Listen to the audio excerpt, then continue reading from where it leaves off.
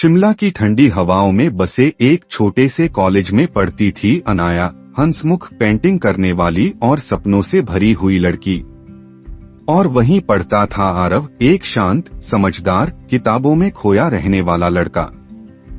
दोनों की दुनिया एक दूसरे से बिल्कुल अलग थी। अनाया रंगों में सोचती थी, आरव शब्दों में। पर कभी कभी दो अलग राहें भी एक ही मंजिल तक पहुंच जाती हैं। एक दिन कॉलेज की दीवार पर वार्षिक कला प्रदर्शनी लग रही थी। अनाया ने अपनी बनाई पेंटिंग खामोश बारिश दीवार पर लगाई, लेकिन ठीक उसी समय तेज हवा चली और पेंटिंग गिरकर मिट्टी में भीग गई। आरव, जो वहीं से गुजर रहा था, झुककर पेंटिंग उठाता है और धीरे से कहता है, बारिश ने इसे बिगाड़ा नहीं, बस इसे जिंदा कर दिया है। अनाया मुस्कराई, पहली बार किसी ने उसकी कला को इतने अलग नजरिए से देखा था। उस दिन से दोनों की बातें शुरू हुई, पहले पेंटिंग और कविता पर, फिर जिंदगी पर।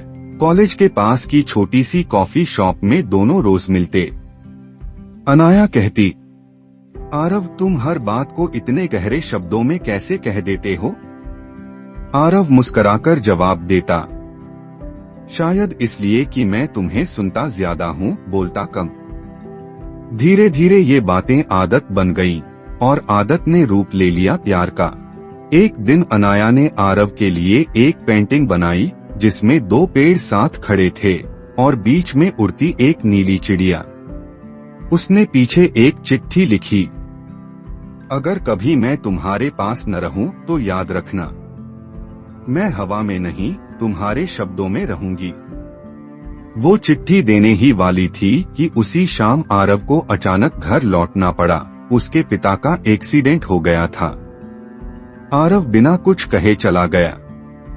चिट्ठी अधूरी रह गई और शायद उनका रिश्ता भी। 5 साल बीत गए। अनाया अब एक जानी मानी आर्टिस्ट बन चुकी थी। उसके चित्रों में वही नीली चिड़िया अक्सर दिखती थी। एक दिन उसकी पेंटिंग प्रदर्शनी में एक शख्स आया। आरव।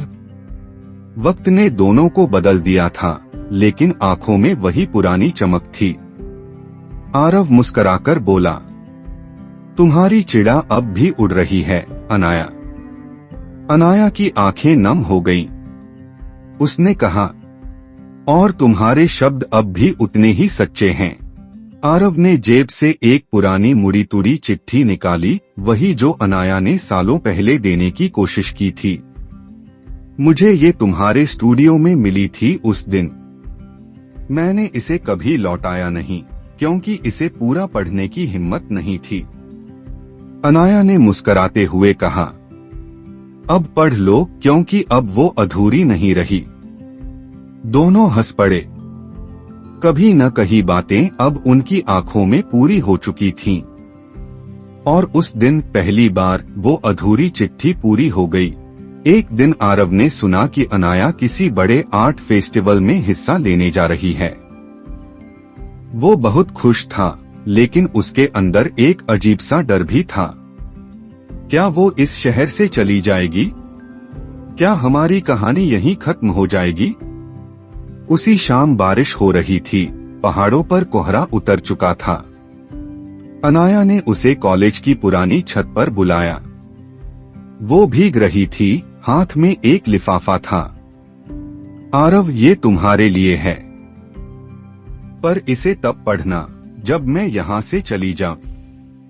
आरव ने पूछा, इसमें क्या है? अनाया मुस्कुराई, शायद कुछ रंग और थोड़ा सा मेरा दिल। उसने वो लिफाफा उसके हाथ में रख दिया। लेकिन उसी पल आरव का फोन बजा। उसके पिता का एक्सीडेंट हो गया था और उसे तुरंत दिल्ली जाना था। वो बिना कुछ कहे चला गया और वो चिट्ठी अनाया के स्टूडियो में रह गई। वो कभी आरव तक पहुंची ही नहीं।